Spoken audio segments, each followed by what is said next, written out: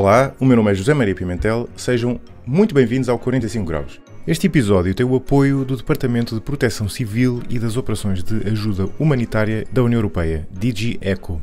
Este é o terceiro episódio desta série com a DG ECHO, em que ficamos a conhecer o trabalho que a União Europeia tem feito nesta área. No primeiro episódio, para quem ouviu, falámos do braço da proteção civil, nomeadamente o mecanismo de proteção civil europeu que atua numa série de países em combate, por exemplo, a cheias, incêndios e outros fenómenos naturais. No segundo episódio, falámos de ajuda humanitária, sobretudo focado em intervenções na área da saúde. Estas duas áreas, a proteção civil e a ajuda humanitária, são tecnicamente diferentes, mas na prática muitas vezes sobrepõem-se, porque o tipo de desastre, o tipo de catástrofe em que é preciso intervir, tem muitas vezes tanto causas naturais como causas humanas. E aliás, isso é algo que vamos falar no episódio de hoje, o terceiro episódio desta série, que é sobre preparação para catástrofes. E que podem ter, precisamente, uma componente natural, mas também uma componente causada pelo homem. A preparação, aliás, é talvez o aspecto mais importante de todos. E por isso é que chamei este episódio Mais Vale Prevenir do que Remediar. Porque é a melhor forma de minimizar a prazo o impacto das catástrofes, o impacto dos desastres. É basicamente assegurar que os países estão preparados da melhor forma para quando eles ocorrerem. O convidado deste episódio é Álvaro de Vicente, estou a dizer o nome assim porque é espanhol, é diretor do Gabinete Regional da DG ECHO para a América Latina e Caraíbas, onde supervisiona a resposta humanitária da União Europeia na região. O Álvaro tem uma experiência humanitária muito vasta, passando pela América Latina e Caraíbas, a região onde está atualmente, mas também na Ásia e mesmo em África. Nesta nossa conversa, começámos por falar então da importância da preparação para catástrofes, dos diferentes tipos de desastres em que eles intervêm, falámos sobre o modo como, concretamente, a União Europeia ajuda os países na sua preparação para os desastres, falámos também de um aspecto muito importante nesta área, como noutras, que é como é que se mede o impacto, ou seja, para lá dos fundos que são gastos, para lá dos recursos que são gastos, como é que se mede o impacto real das ações que se tomam nesta área.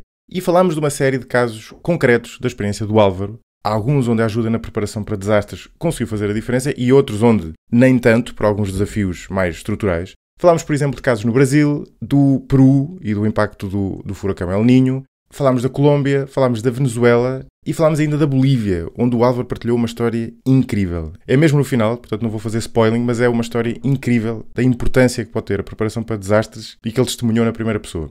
Já agora, uma correção que o Álvaro me pediu para fazer, ele refere que o sismo do Haiti foi de 6.7 na escala de Richter, na verdade foi ainda superior, foi 7.2. O Álvaro, como disse, é espanhol e portanto não é nativo de português, mas resolvemos fazer a conversa em português porque ele fala bastante bem português. Eu diria que não está nos 100%, mas estará aí nos 98%. E, portanto, fora uma ou outra palavra que a pessoa não entenda à primeira, eu acho que a conversa se percebe perfeitamente bem. E, além disso, o Álvaro é um excelente conversador e um contador de histórias, como vão perceber. E, portanto, este foi um excelente episódio. Vamos lá.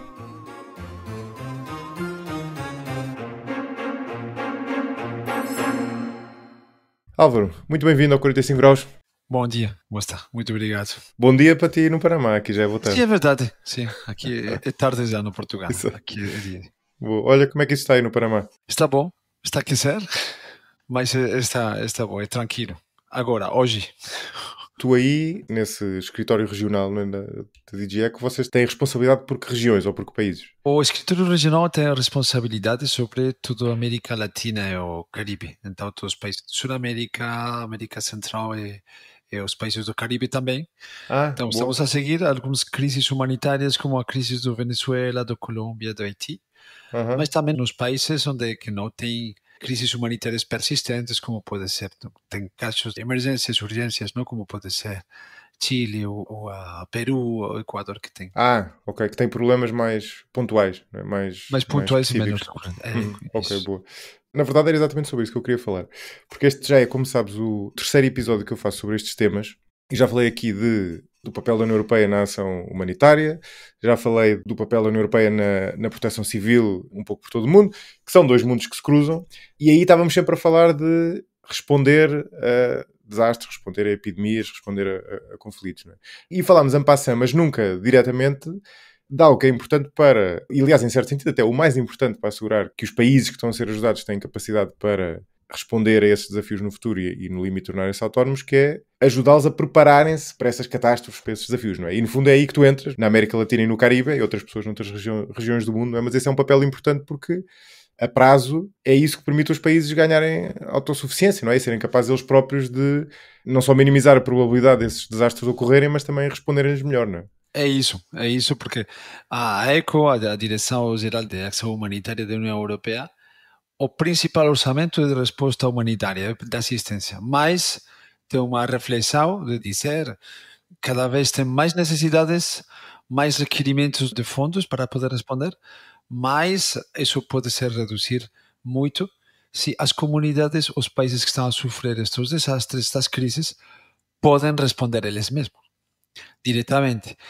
Tem uma reflexão que uma vez disse um amigo, é que o vizinho é a primeira pessoa que vai te ajudar no caso de um desastre, uma crise. É o teu vizinho. É verdade. Então, se o teu vizinho está preparado já, o alcalde ou que está trabalhando na tua comunidade, na tua cidade, pode responder o primeiro, é isso que vas precisar de menos depois.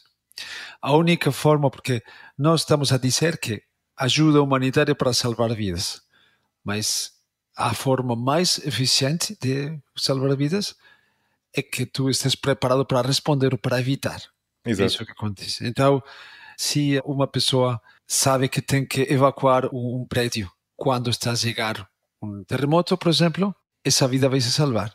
Se não, se ele fica lá, prontos, podemos fazer muita ajuda humanitária, mas a vida já sim, estragada, não? Tarde, Então, sim. Isso. E esse é um exemplo engraçado, esse exemplo que tu deste, porque nem sequer é um exemplo que envolva recursos materiais ou tecnologia, não é? É só informação, não é? É só saber que tem que se evacuar o prédio. Tudo, sim. Sim, é verdade. Tem que trabalhar lá, mesmo na tecnologia, mas também que as pessoas têm que saber o que significa um desastre, o que tem que fazer nesse momento. Com quem tem que falar, que isso é importante, porque podes ter muita tecnologia, mas se as pessoas que estão afetadas nos bairros não estão a saber o que essa alarma está a querer dizer, não sirve também não. Sim. E vocês têm uma definição de catástrofes, de desastres, ampla, não é mais ampla do que possa parecer, porque não são apenas desastres naturais como terremotos, como cheias, furacões, fogos, não é? Vocês incluem aí também desastres causados pelo homem, digamos assim, não é? Sim, é verdade. A primeira coisa é que os técnicos de preparação a desastres estão a dizer que não existe o desastre natural. Porque o desastre natural vai afetar uma pessoa só quando, por exemplo, se tu estás a ficar num prédio que não está preparado para terremotos, então claro, a tua vida está em risco. Se uma cidade não está planificada corretamente para suportar inundações, está perto de um rio, então é que essa planificação está a provocar desastres. Porque inundação vai acontecer, terremoto vai acontecer, mas não necessariamente é o desastre. Podes comparar, por exemplo, no mesmo terremoto, em 2010, um terremoto de intensidade 6, não me lembro, 6.7 no Haiti, foi miles e miles de mortos. Um terremoto muito mais forte no Chile, grado quase 9, não tive praticamente mortos, 500 somente do tsunami. Então, podes ver que o desastre também é isso. Mas esse é um bom ponto. Esse é um excelente ponto. Desculpa interromper-te, mas estás aí a fazer um ponto muito interessante. Aliás, é uma coisa até que eu costumo falar em formações de pensamento crítico, costumo dar, que é um caso em que tu tens mais do que uma causa que interagem, não é? Tens a causa do desastre natural, no caso do terremoto, mas depois isso interage com a capacidade que o país tem, não é? E no limite, tu podes ter um terremoto muito violento que acaba por não ter quase consequências porque o país está bem preparado, ou até podes ter um terremoto que não é assim tão violento, mas por falta de capacidade tem um impacto em número de vidas muito maior. Sim, no capacidade para responder, mas também a vulnerabilidade das construções que estão mal feitas, os estándares, etc. Claro, exato. Por exemplo, quando eu estou a visitar, sempre está a acontecer isso, quando estou a visitar áreas afetadas por terremotos, pode ver que, por exemplo, no Yogyakarta, na Indonésia, era muito claro que as casas, os prédios que estavam construídos com sistemas tradicionais não estavam afetados. É só os prédios construídos recentemente, com cimento e tudo isso, que tinha estragados, mas tinha os teitos muito pesados e tudo isso, mas as casas tradicionais de madeira e palma e tudo isso estavam como se nada tinha acontecido. Então, é o que é interessante. O desastre não é completamente natural, é uma interação do que o homem está a construir é o que a natureza está a fazer. Mas pronto, é verdade que quando nós falamos de desastres, catástrofes, temos diferentes origens, não? Muitas vezes estamos a falar que a natureza, a origem que está a fazer o terremoto, inundações, cheias, enchentes, deslizamentos de terra, e terremotos, causas geológicas, epidemias, etc. Não? Depois temos também desastres que são ambientais, mas não climáticos, mas que são provocados pelo homem também, como pode ser, por exemplo, os desastres que estamos a ver agora ligados à mineria ilegal na Amazônia. Ao garimpo, não é? O garimpo, por exemplo, que tens casos de desastres, pessoas que estão afetadas porque a água está contaminada, eles estão a deslocar para a violência do garimpo, etc. Então tens uma crise que é ambiental, mas que é também ligada à violência, a diferentes coisas, não?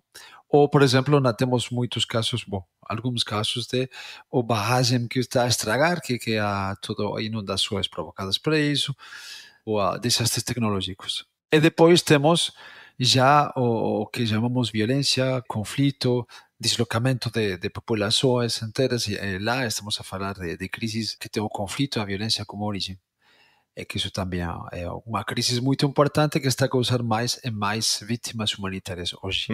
Sim, e aliás, tu dizias, não há desastres puramente naturais, mas podemos dizer que há desastres puramente humanos, ou seja... É verdade, sim, puramente. Não é? Há desastres que são mesmo só causados por nós, não é? É isso, sim. Sobretudo estas questões de violência e tal. Exatamente.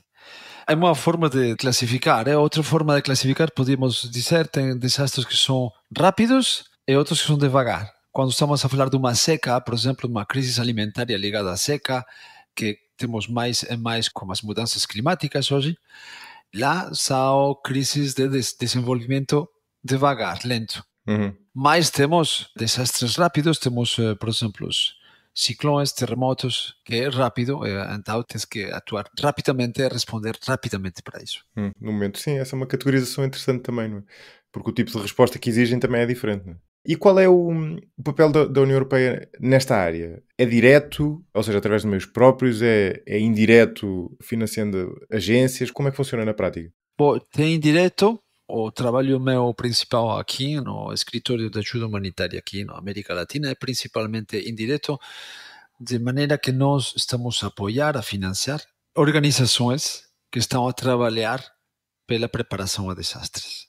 Okay? Nós, por exemplo, estamos a ajudar uma organização que está a trabalhar, por exemplo, na Bolívia para incêndios, fogos florestais que estão a afetar comunidades. Então, estamos a preparar as comunidades e a proteção civil, a defesa civil lá, para poder responder. Okay? Mas é um financiamento de uma organização local que está basada lá para poder responder.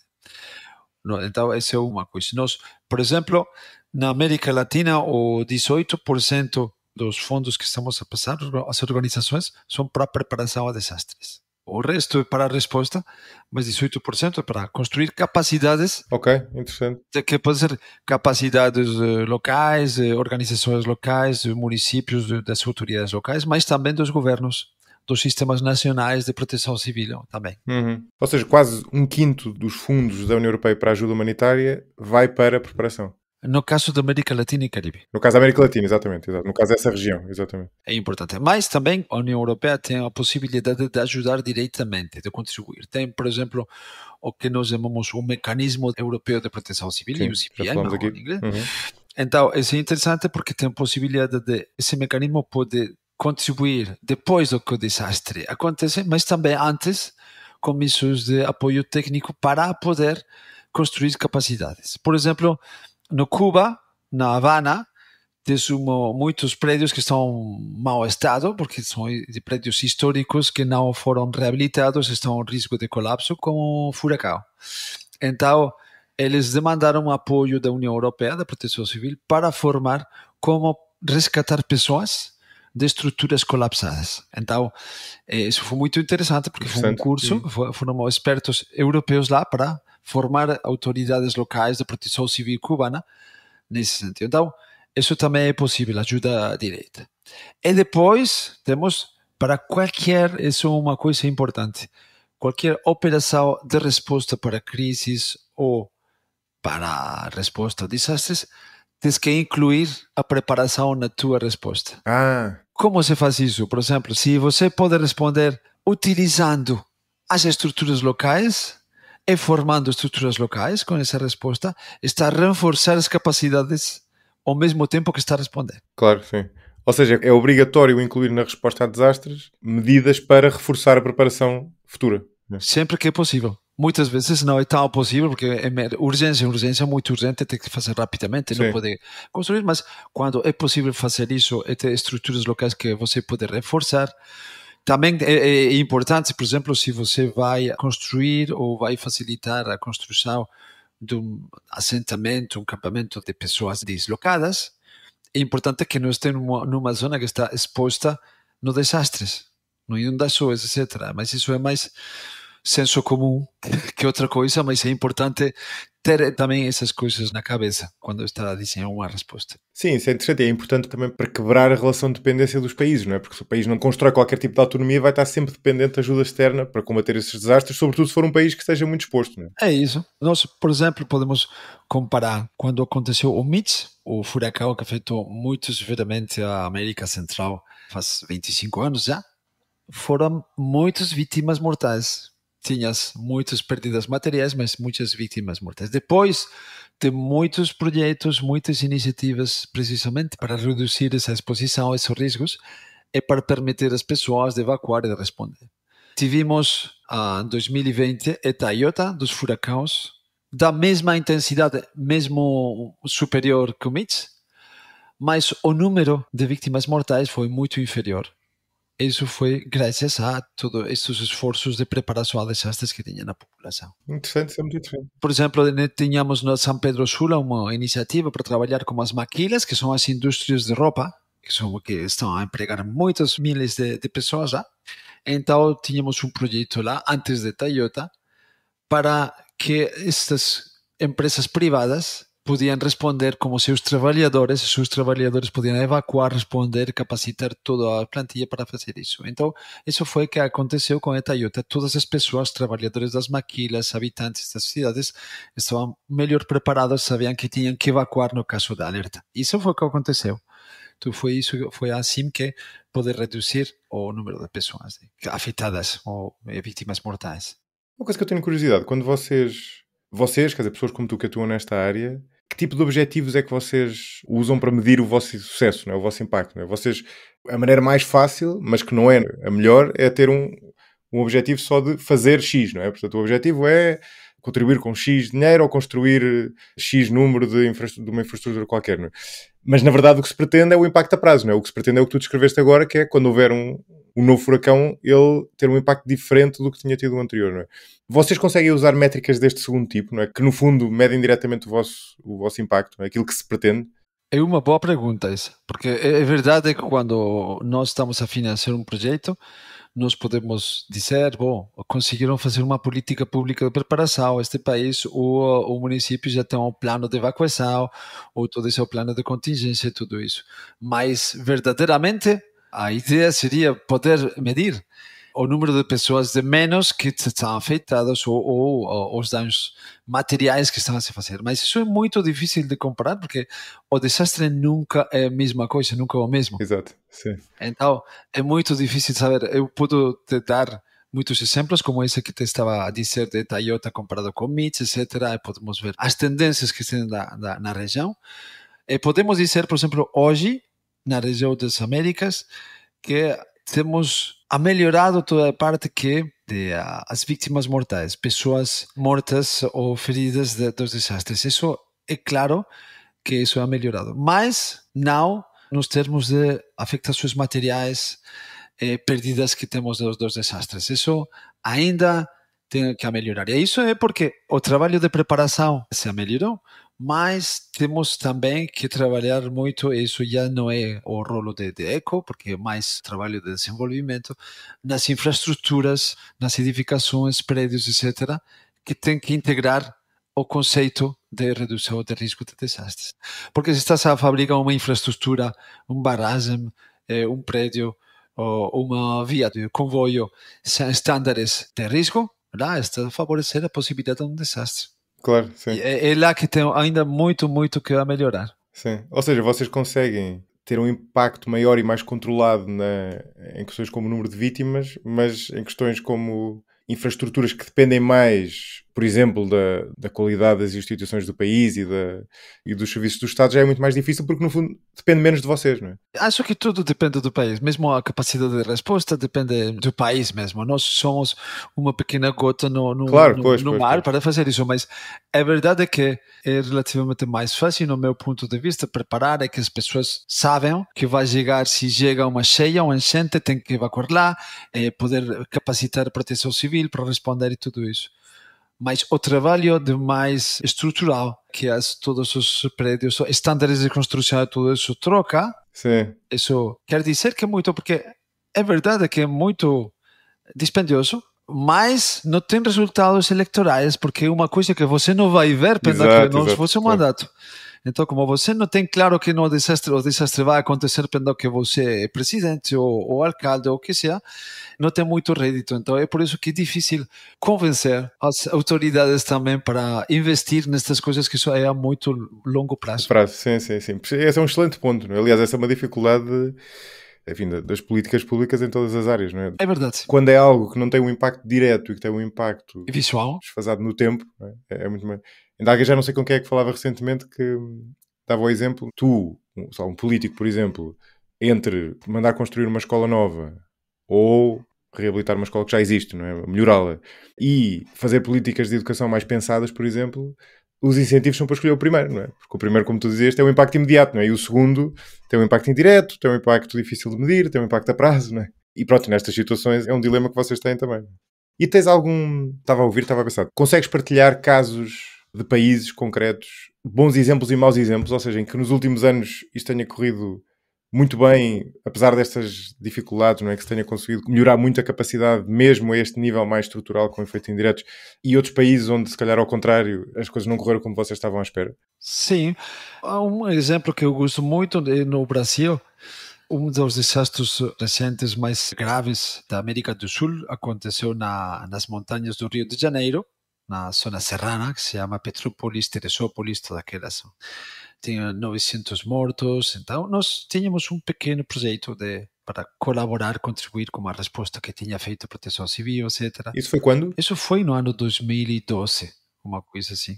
Então, nós ficamos a ver que tinha possibilidade as comunidades de reforçar as suas capacidades. Que a proteção civil tinha um lado forte, tinha boas capacidades, mas não tinha essa ligação com os bairros mais vulneráveis, que são os bairros das favelas e bairros que ficam nas costas das montanhas, que ficam mais expostos. Normalmente, sempre dizemos que as pessoas vulneráveis são os que mais pagam os desastres porque estão a ficar nas partes mais vulneráveis expostas. Não? Exato. Então, nós fizemos um pequeno projeto com as comunidades lá para vincular, para eles ficar preparados e ficar em contato com a Defesa Civil.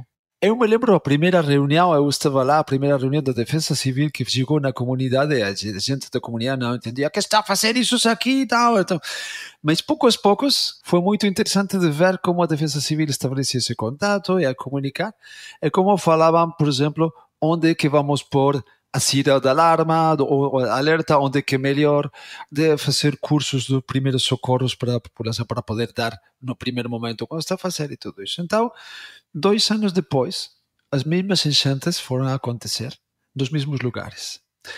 E a Defesa Civil do Rio de Janeiro, do Estado, estadual, quando estava a ver as estatísticas dos efeitos, viu que só 3 municípios não tinham mortos, não tinham vítimas mortais, e não sabem porquê. Foram lá e foram ver que a causa era que tinha um pequeno projeto que nós tínhamos financiado, onde as comunidades tinham se preparado, tinham evacuado, tinham preparado essas vítimas para proteger. Quando a defesa Civil estava a chegar, já as pessoas vítimas tinham atendido o primeiro socorro, estavam preparados, tudo estava bom. Então, eles foram ver-nos e quiseram fazer um outro projeto para replicar tudo isso no todo o estado do Rio de Janeiro. Então, é o que nós estamos a buscar, fazer uma pequena experiência, porque o orçamento que temos é muito pequeno, mas pode inspirar a replicação. É finalmente um modelo que se fez, que é o NUDEC, o manual para as comunidades de defesa civil. Então, isso foi depois replicado no todo o estado e foi apresentado também no Conselho Federal da Defesa Civil do Brasil, a nível nacional. Então, é um bom exemplo de como uma pequena coisa comunitária que podes fazer, finalmente pode salvar muitas vidas com isso. Sim, esse é um grande exemplo, não é? Porque, no fundo, é uma ação pequena, mas como impactava logo a resposta inicial ao desastre, teve um impacto em termos de vidas, não é? Quer dizer, de bem-estar gigante. Então é engraçado. Eu ouvir-te escrever isso, a pessoa é tentada a pensar, bom, então, mas se é assim tão fácil, devia acontecer mais vezes, não é? Porque é que isto é uma exceção?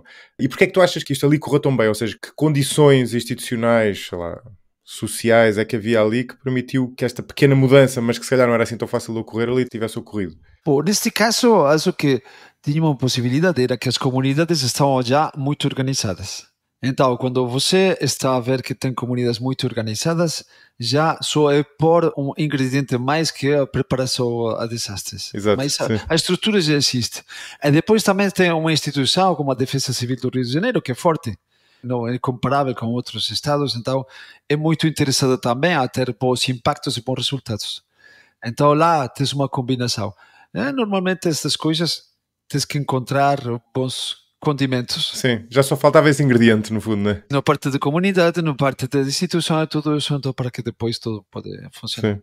Ou seja, este é um caso em que tu tens orgulho e olhas para trás e é um caso que correu muito bem. Há casos no sentido contrário? Ontem, por exemplo, estamos a falar num caso que era terrível, um mau exemplo. No norte do Peru, onde tem esse fenômeno do Niño. Do El Niño? Sim, El Niño, não sei se chama no português na criança, mas em espanhol. Não, estás a falar da tempestade.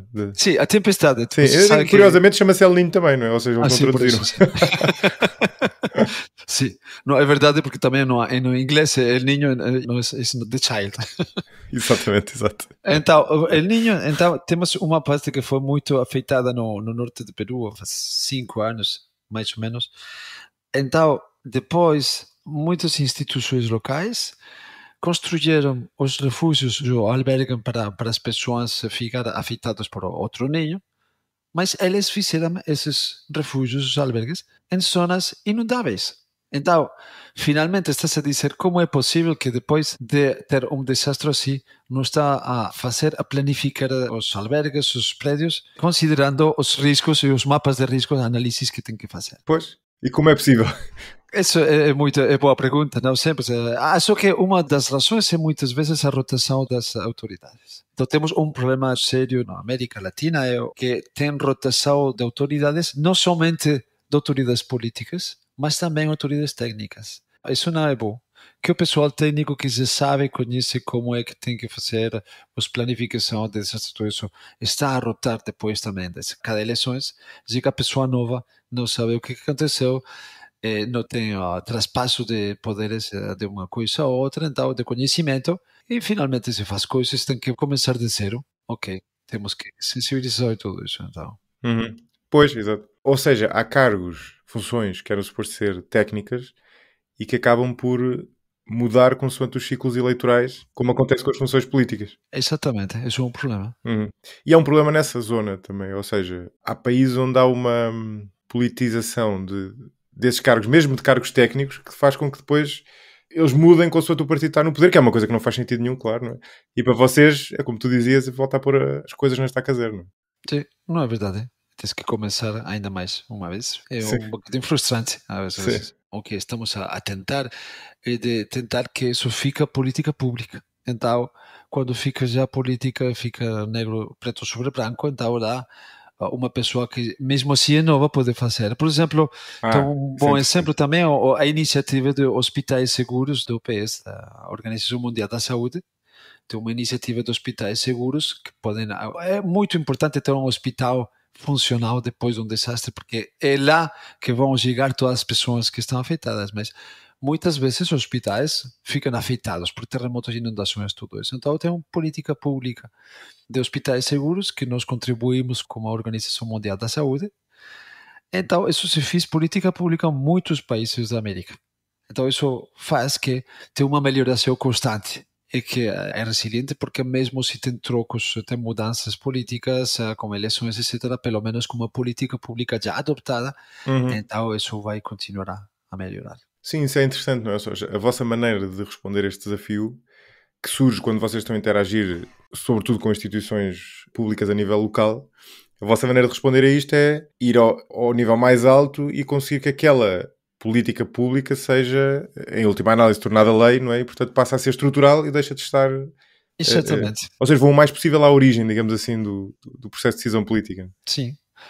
Muitas vezes é uma questão também de comunicação entre um nível nacional e nível local. Tínhamos um projeto precisamente há muito tempo também no Peru para possibilitar, porque tinha desastres ao nível local, como sempre acontece no nível local, mas autoridades locais não sabiam, estavam muito confundidas em como obter recursos do Estado Nacional que existiam para responder, mas eles não sabiam como podia acceder a esses fundos.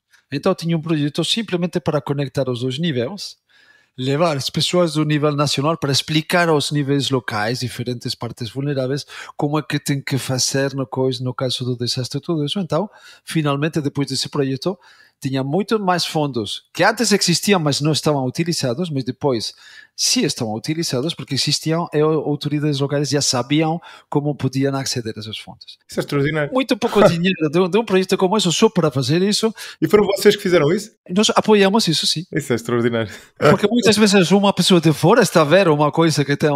Exato. Não, está a dizer, não, aqui é um pequeno projeto só para...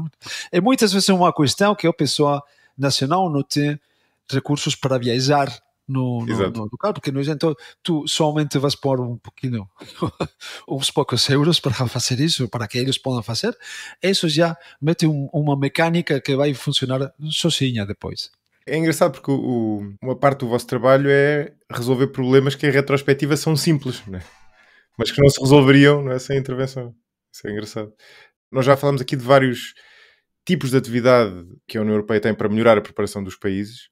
Já fomos falando aqui de várias, até a propósito destes casos, mas vale a pena se calhar organizá-los. Não é? Já falámos aqui da melhoria da capacidade da proteção civil, dos hospitais, resposta direta às catástrofes. Quando te perguntam, ou se alguém te perguntasse quais são as principais atividades, até se calhar em termos de fundos gastos, não é? de orçamento, o que é que tu respondes? Ou seja, quais são, assim, visto de cima, quais são as principais atividades que vocês têm nesta área? Para preparação, a forma de trabalhar é sempre como as autoridades e organizações locais, mas pronto, o conteúdo dessas formações, por exemplo, muitas vezes é os sistemas de alerta precoce, por exemplo. Um sistema de alerta precoce, por exemplo, na semana passada, tenho visitado um projeto muito interessante de um vale de Honduras, que está sempre muito afetado por inundações, de furacões, etc. Ou não de furacões, simplesmente por chuva extensiva.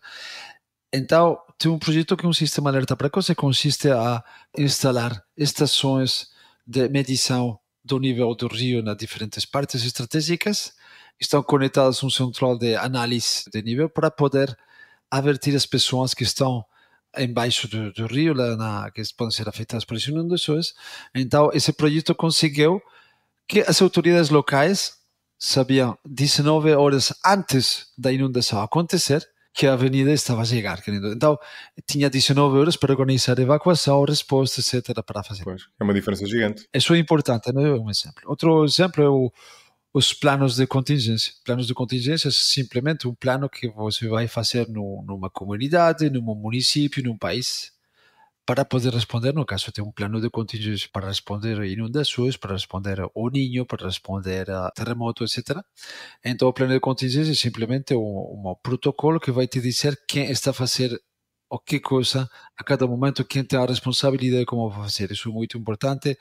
Implicar as diferentes instituições, pessoas da comunidade, etc. Tudo isso. Sim. Esse não antecipa o desastre, mas torna-te muito mais rápido a reagir e mais eficaz quando ele surge. Exatamente. E depois também, obviamente, tudo o que é sensibilização das populações, porque, como eu estava a dizer antes, são as populações as que têm que responder de si mesmas para evacuar, para saber que tem que, por exemplo, as pessoas discapacitadas, eles têm problema para ser evacuados. Então, o que vai fazer você como sua mãe que está discapacitada, seu irmão, tudo isso? Então, problemas de mobilidade, como vamos fazer nas escolas? Que é o que acontece com as crianças que estão nas escolas, quando está a acontecer isso, os que vão evacuar, onde é que vai ficar, tudo isso. Mesmo para coisas naturais, como estamos a dizer, mas também nas escolas que estão nas zonas de conflito, como na Colômbia, os estudantes têm que saber o que vão fazer se estão a ouvir tiros afora ou grupos armados que estão a aturar a escola. Não? Por exemplo, ficar preparado para antes. Todo isto sensibilização comunitária, sensibilização das pessoas. Outro aspecto interessante, estamos a trabalhar ultimamente os sistemas de proteção social. Temos muitos países que têm sistemas de proteção social que estão a distribuir bônus, fundos, recursos para as pessoas mais vulneráveis. Não, por exemplo, para as pessoas, vamos dizer, num país, tem pessoas que estão, não sei, que tem só um membro da família, uma família monoparental. Uma família monoparental está a receber uma ajuda do Estado para isso, ou se tem um filho que é discapacitado, tem uma ajuda para isso. Isso é um sistema de proteção social. Mas o que é que isso tem a ver com os desastres, com as catástrofes? Então, esses sistemas podem ser muito úteis se na sua base de dados pode-se introduzir a variável de afetados por desastre. Se você tem uma base de dados de pessoas vulneráveis e você tem uma zona que está afetada por desastre, você sabe essas pessoas vulneráveis que estão a ficar aqui, perto do rio, elas são as primeiras pessoas que têm que ser ajudadas no caso do desastre. Então, esse sistema de proteção social vai se adaptar para poder ajudar antecipadamente a essas pessoas. Então, isso é interessante porque é uma capacidade que o Estado tem. Por exemplo, no Peru, hoje, tem um novo decreto que foi conseguido depois de um projeto que fizemos com eles, e o sistema de proteção social agora faz parte do comitê de emergências, de urgências, para poder responder. Eles estão a fazer um sistema que se adapta aos desastres, de forma que pode ajudar, por exemplo, passar efetivo, recursos, etc., a famílias vulneráveis que são afetadas por esses desastres. Contribua para a continuidade e crescimento deste projeto no site 45grauspodcast.com. Selecione a opção Apoiar para ver como contribuir, diretamente ou através do Patreon, bem como os benefícios associados a cada modalidade. É interessante porque, vendo de fora, a preparação para catástrofes, para desastres, parece basicamente uma coisa só, mas na prática são muitas coisas, não é? Sim, é verdade, sim. Afeta muitas coisas. Entre ser capaz de detectar o desastre iminente o mais cedo possível, à capacidade de resposta das forças locais ao desastre, à parte social, à questão das comunidades locais. É engraçado, há uma série de aspectos e, na verdade, a resposta aos desastres vai acabar por ser quase definida. Eu não sei se vocês olham assim para a coisa, mas eu diria que, na prática, a capacidade de resposta é definida pela pior destas componentes, ou seja, é a pior das componentes que vai determinar a capacidade de resposta, não é? Porque tu até podes ser muito bom em várias, não é? Mas se não tens um sistema de alerta precoce adequado, não é? Não sirve, é verdade. Não serve, não é? Partes logo em desvantagem. Sim, isso é verdade. Então, o que chamamos, não sei se em espanhol é cuello de botella, não sei se colo de garrafa. Bottleneck. Literalmente é um gargalo. Neste contexto, na prática, deve-se dizer qualquer coisa como um estrangulamento. A analogia é com uma fábrica, não é? Como se fosse uma fábrica que há ali um ponto que não tem a mesma capacidade de processamento e é isso que vai determinar a tua capacidade efetiva, não é? E neste caso é parecido. Outro exemplo é também o preposicionamento de estoques, preposicionamento de materiais e equipamento, porque muitas vezes tem uma grande catástrofe que, por exemplo, não tem suficiente material para poder prover às pessoas, por exemplo, o cloro para tratar a água contaminada por as inundações, ou plastic sheeting para cobrir pessoas poderem ficar refugiadas da chuva e tudo isso. Então, muitas vezes não tem suficiente para poder responder. Então, ou não tem possibilidade de poder explicar esses materiais. Então, por isso nós também estamos muitas vezes a preposicionar esses materiais para poder responder mais rapidamente. Se já está perto, já está preparado, está pronto o material lá para poder transportar diretamente quando o desastre chega. Sim, lá está outro bottleneck, não é? E é engraçado porque isto tem uma componente logística de gestão de operações forte. É verdade, sim. Muito importante. A logística é fundamental. Olha, tu há bocado tinhas falado dos fundos que existem da União Europeia para esta área e falaste daquele número dos 18%, portanto quase um quinto dos fundos da União Europeia vão para, na América Latina e no Caribe. Na América Latina, sim. Na região em que tu estás, vão para esta preparação. É verdade, sim. Tens uma ideia que nos possas dar dos fundos a nível global, ou seja, de quanto é que a nível global, ou seja, a nível do globo, vão para esta área e mais ou menos da repartição por países, da evolução ao longo do tempo, não é? Tens algum retrato que... Não, mas a nível global eu sei que temos duas partes. Temos uma parte que é o que chamamos no inglês Target Disaster Preparedness, o que é especificamente para isso, que é mais ou menos estamos a falar de uns 70 milhões de euros por ano, okay? Mais ou menos. Mas temos uma parte muito importante, que é o que te estava a falar, que é a preparação de desastres integrada na resposta. Ok. Então, isso é muito difícil de quantificar. Claro, agora é impossível saber, porque uma está a integrar muitas vezes na maneira que você está a responder. E são atividades específicas. Às vezes são atividades específicas, outras vezes é simplesmente a maneira de responder quando construís capacidades. Então, é muito difícil de saber o engajamento orçamentário. Ou seja, estes 70 milhões são o montante que vai para países que não está neste momento a lidar com catástrofes, não é? Sim, não, é que os que estão a lidar com catástrofes recebem esses montantes já, no fundo, acoplados à própria resposta, à própria ajuda, não é? Normalmente, estes fundos, sempre todos os fundos da ECO, são para populações e países que são mais vulneráveis, ou que têm mais risco. O risco está a depender uma parte da capacidade, então tem pouca capacidade ou precisa de reforço das capacidades.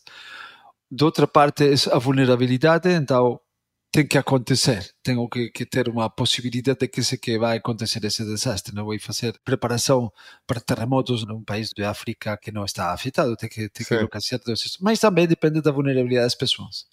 Como estávamos a dizer, uma pessoa que ganha muito bem sua vida, em geral, é menos vulnerável para um desastre que uma pessoa que está a rasca, como dizem, para passar.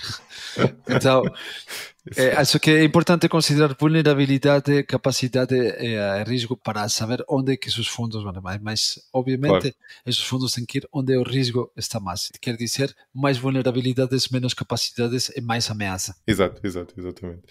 Olha, nós já falámos aqui de alguns países, de casos que tu conheces. Já falámos do Brasil, já falámos do Peru, pelo menos. Há outros países de que gostasses de falar, no fundo em que tens estado ativo nos últimos anos e que, por um lado, preenchem os critérios de estar nesta situação que tu dizias, não é? De vulnerabilidade e de falta de capacidade, e que, por outro lado, que se tem feito muito, que a União Europeia e a ECO em particular têm feito muito nos últimos anos? Sim, bom, temos que, por exemplo, na região que eu conheço, que estou a gerar, temos, como tinha falado, países como Colômbia ou Venezuela estão afetados por outro tipo de crises. Na Colômbia está afetada por uma crise do conflito armado, então lá tem trabalho também feito nesse senso. Já agora explica um pouco o conflito na Colômbia, para quem está a ouvir. Sim, o conflito na Colômbia, hoje temos muitas partes dos territórios que estão controlados com presença de grupos armados. Então, os grupos armados estão a batalhar entre eles, mas também com o Estado. Então, estes enfrentamentos fazem que a população fique afetada por isso. Então, tem muitos casos de pessoas que são ameaçadas, afetadas por a violência, então tem que fugir. Ou tem que fugir, em muitos casos, são casos de deslocamento. E nos outros casos, tem casos de confinamento, onde os grupos armados não estão a deixar as comunidades, os vizinhos, sair da sua comunidade a fazer suas atividades normais. Então, essas são consequências humanitárias de um conflito, da violência. Então, isso é muito importante, estar perto dessas pessoas para a sua proteção, para estar preparadas para isso, assistência às pessoas que são deslocadas, mas muitas pessoas são obrigadas a sair da sua casa por uma ameaça de um grupo armado, por um assassinato, por uma coisa assim. Eles ficam num estado muito fraco de saúde mental, mas também material, porque deixam tudo o que têm na sua comunidade e não têm nada, e ficam na outra cidade que eles não conhecem, sem nada, sem nenhum tipo de assistência. Então, eles têm uma assistência humanitária de apoio para essas pessoas, nesse caso. Então, esse é o caso da Colômbia. No caso de Venezuela, é um caso diferente, porque tem também problema de violência, mas também tem problema do colapso do sistema de educação, do sistema de saúde. Então, precisa de reforçar os sistemas para poder que as pessoas tenham um mínimo de acesso para os serviços de saúde, etc. Não? Por exemplo. O que é que vocês têm feito concretamente na Venezuela? Bom, na Venezuela tem ações de apoio nos hospitais, de apoio a atividades de nutrição, de malnutrição. Tem muitas crianças que são afetadas pela malnutrição. Ações também de apoio para o caso de educação em emergências, para escolas que ficam sem professores, sem meios, ou crianças que não vão à escola porque não têm meios, porque não têm possibilidade. Diferentes ações que estão a se fazer lá. Mas no caso de preparação é mais difícil, porque estar preparado para isso é mais difícil. Sim, exato. Sobretudo quando o problema é de falência dos serviços do Estado, não é? Isso em si mesmo cria-vos dificuldades para melhorar a preparação, não é? Porque a preparação pressupõe que esses serviços do Estado estivessem a funcionar, não é? Mas também, nesse caso, quando tens uma vulnerabilidade assim, a exposição para desastres é maior. Então é importante também trabalhar como lá nas capacidades de autoridades e capacidades das comunidades para poder responder nesse caso, porque a vulnerabilidade é maior. No caso do Equador, hoje também está a aumentar a violência. E isso é importante, temos que também considerar isso, não? Por exemplo, na costa do Pacífico do Equador tem fechado muitas escolas pela causa da violência. Então, lá começa a haver consequências sobre as pessoas, comunidades, as crianças, tem que ficar isso. Então, Você tem que olhar também para lá para ver como se está preparado para essas coisas de combinação de violência e também possibilidade de desastres. Exato. Tens muito com que te entreter. Sim, é muito, sim. Não, não está para aborrecer. E no caso de Bolívia tem um caso muito interessante também. Não? La Paz, que é a capital, não é a capital oficial, mas é a cidade mais importante de Bolívia.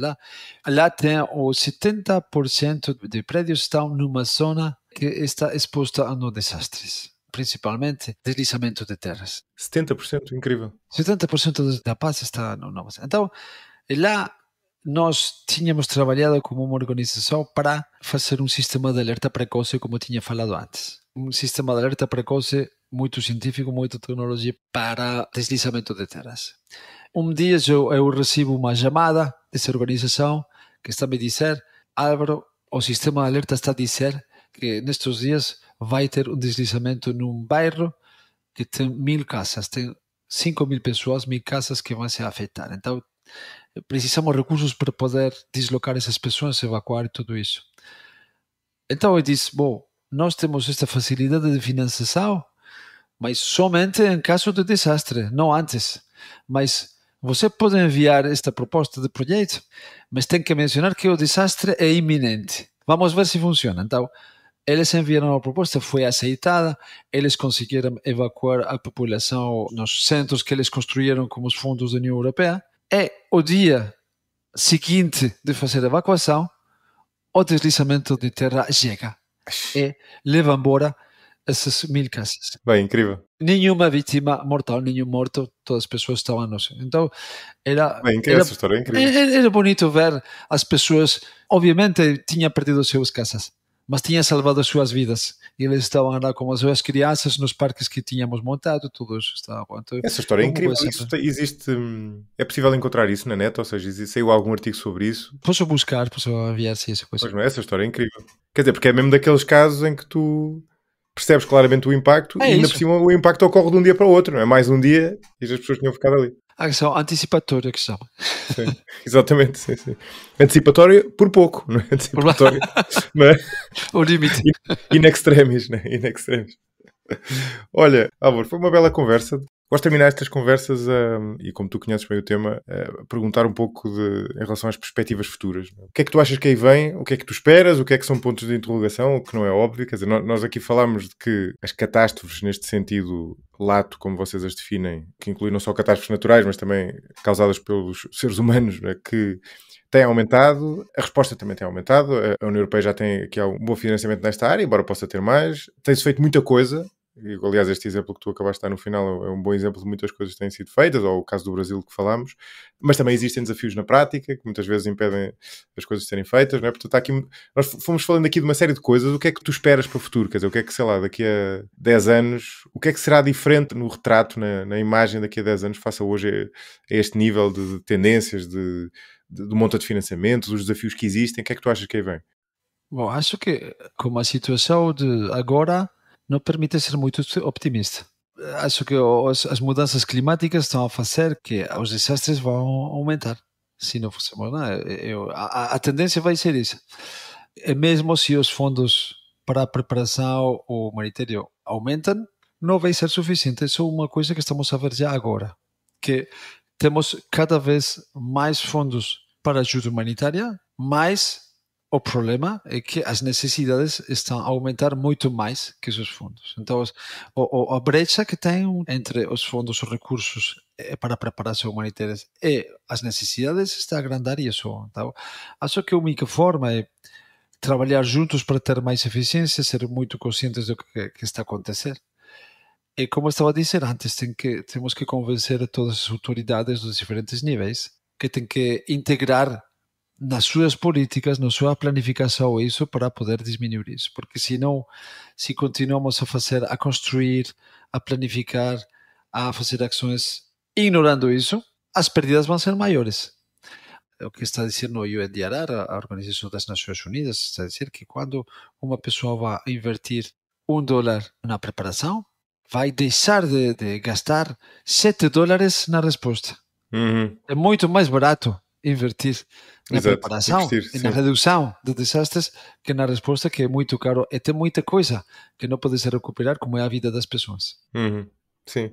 Aliás, a preparação, de certa forma, é a maneira de quadrar este círculo, não é? Entre o aumento das catástrofes maior do que o aumento do financiamento. Não é? A única maneira de tu conseguires eliminar este gap, que embora o financiamento esteja a aumentar, é crescente porque as catástrofes aumentam mais, a um ritmo maior ainda, é basicamente com preparação, não é? Basicamente preparação e redução, não somente preparação, mas também redução, que é o que estamos a falar antes, também quando estamos a falar de planificação, de desenvolvimento, tudo isso tem que integrar isso. Isso vai além de preparação, isso é mais fazer uma planificação e prevenir que isso vai acontecer. Então, Exato, boa.